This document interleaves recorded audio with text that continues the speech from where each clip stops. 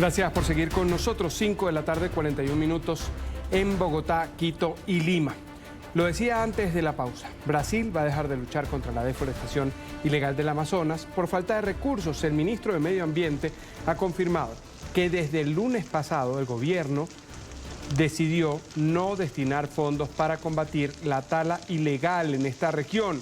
El argumento, ¿cuál es? ¿Qué dice el gobierno de Jair Bolsonaro? Se basa en una decisión de la Secretaría de Presupuesto Federal, esta que ha bloqueado capitales, recursos para medios ecológicos. Distintas organizaciones defensoras del medio ambiente, ambientalistas, activistas, todos se han manifestado en contra de esta decisión, no solo en el territorio brasileño, sino a lo largo del sur del continente. ¿Por qué?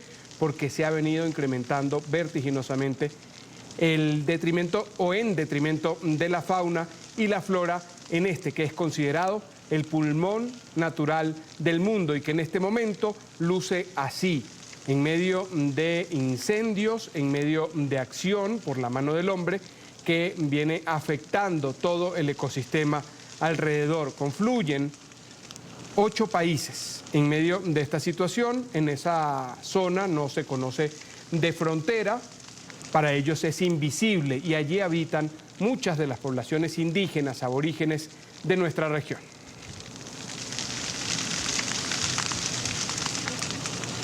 Está con nosotros desde el territorio venezolano, desde el sur del territorio venezolano, Luis Betancur Montenegro. Allí está en pantalla, él es investigador de derechos indígenas y ambientales en la Amazonía venezolana, es coordinador del grupo de investigaciones sobre la Amazonía. Además, muy preocupado por esta situación. Luis, buena tarde. Gracias por atendernos.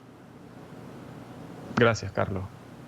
El gusto es nuestro en este momento, aunque en el fondo del asunto, pues tengamos que hablar de esto, de esta situación, de estas imágenes que por demás afectan a muchos en toda la región y que desconocemos en gran medida de cuáles son los efectos, porque se anuncia desde Brasil una decisión a todas luces política que va ligado a lo económico. Un gobierno dice no vamos a seguir en esta lucha y afecta no solo su territorio, sino el de 9 países, 8 o 9 países y además el del mundo en general.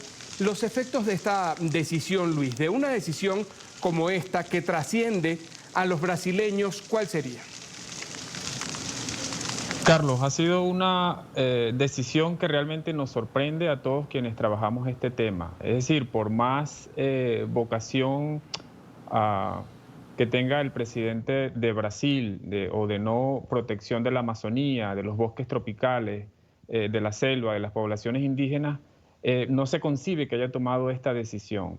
Porque, o sea, paralizar todas las operaciones de monitoreo y de protección o de apagar los incendios que están ocurriendo en la Amazonía es realmente un absurdo que pudiera generar o lo que ya está ocurriendo, un gran etnocidio, pero pudiera empeorarlo mucho más. Se agrava, por supuesto, un tanto más porque cuando hablamos de la Amazonía brasilera o venezolana o colombiana no podemos hablar de porción de territorio. Estamos hablando de una sola Amazonía que conforma 7 millones de kilómetros cuadrados. Es decir, la conforman 9 países. Y lo que pueda ocurrir en un país, en este caso la Amazonía, es decir, la poca importancia que se le esté dando para combatir las deforestaciones y las quemas, por supuesto que también afecta a los demás 8 países que conforman la Amazonía suramericana. De tal manera, respondiendo específicamente a tu pregunta, nos cae muy mal, es un absurdo que esta decisión tan brusca se haya tomado, pues deja, digamos, indefensa a la Amazonía venezolana y hay que tomar en cuenta la gran importancia que tiene este gran bioma amazónico para el planeta y para la humanidad en momentos que estamos sufriendo o padeciendo lo que es el fenómeno del calentamiento global. Y la Amazonía, por supuesto, cumple una gran función en la reducción de ese fenómeno.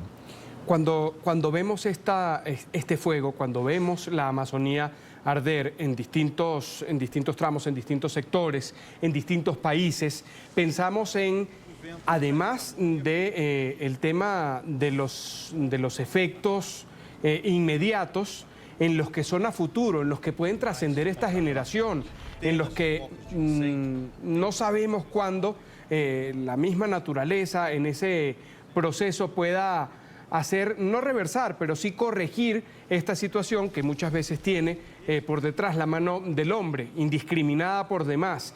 Yo te pregunto, Luis, los efectos que estamos viendo ahora y los que seguramente se van a descubrir ni siquiera en esta década, sino más allá, ¿terminan siendo irreversibles en esta región del mundo? Mira, cuando se habla de la Amazonía, digamos, los procesos de recuperación son muy tardes o muy tardíos, mejor dicho, muy largos. Son procesos muy largos para poder nuevamente renovar la capa vegetal de una porción de territorio. Entonces estaríamos hablando de décadas, tal vez de generaciones, para que eso pueda revertirse. Entonces sí, estamos hablando de procesos muy largos, pues, para recuperar nuevamente capas vegetales que puedan ser devastadas por incendios. Y no solamente capas vegetales, sino la biodiversidad que existe en la Amazonía, que es la más importante del mundo. La más importante. Yo recuerdo cuando, sabes, Luis, reportamos en los medios de comunicación una temporada de incendios bastante fuerte en este año, intensa por demás. Se decía, es que ese es el pulmón vegetal del mundo y la Amazonía debe ser defendida. El presidente Jair Bolsonaro decía, pues no lo es, pero independientemente de si es el pulmón del mundo o no, si está escrito, si es letra impresa en alguna hoja, estamos hablando de una porción del terreno que contigo también verificamos cuánto abarca de las áreas verdes en el planeta, y además quería consultarte por esos efectos que incluyen a las demás especies, por supuesto, hablando principalmente de la humana, pero hay allí distintas especies, animales y vegetales, seres vivos en definitiva, que están en un enorme riesgo. Por el tema de los incendios, bueno, en principio porque acaba o devasta, como te lo dije antes, la gran biodiversidad que tiene este territorio. Nosotros siempre desde el Grupo de Investigaciones de la Amazonía, el cual coordino, tenemos muy claro que la Amazonía suramericana es el gran laboratorio natural o de la ciencia, de la tecnología que tiene el planeta Tierra. Pues estamos hablando de aproximadamente 40.000 especies de plantas que existen allí. Entonces, estos incendios, por supuesto que amenazan el gran potencial que tiene toda esta biodiversidad en términos de investigación de ciencia y tecnología puestas al servicio, por supuesto, de la humanidad, de la medicina y de cualquier otro elemento que puedas considerar. Eso por supuesto, hay otro tema muy importante que es cuál es el rol que cumple la Amazonía suramericana en términos de la absorción del dióxido de carbono, que como sabemos es el elemento número uno que produce el calentamiento global, que es la gran crisis de este momento. Es la otra pandemia, por decirlo de otra forma, que estamos ya padeciendo desde hace aproximadamente 3 o 2 décadas. Cuando tú nos dices que esta porción del mundo y este terreno no tiene fronteras, ¿cómo no hay un consenso? ¿Cómo queda el presidente de Brasil con una decisión tan importante como esta? Lo decía, afecta a todos, pero termina decidiendo solo uno. ¿Cómo ocurre esto cuando incluso en el territorio brasileño también la presencia de Jair Bolsonaro o su permanencia en el poder es transitoria? Y esta decisión, a propósito de los efectos que nos has dicho, Luis, va a traer consecuencias no solo ahora, sino por años, incluso décadas.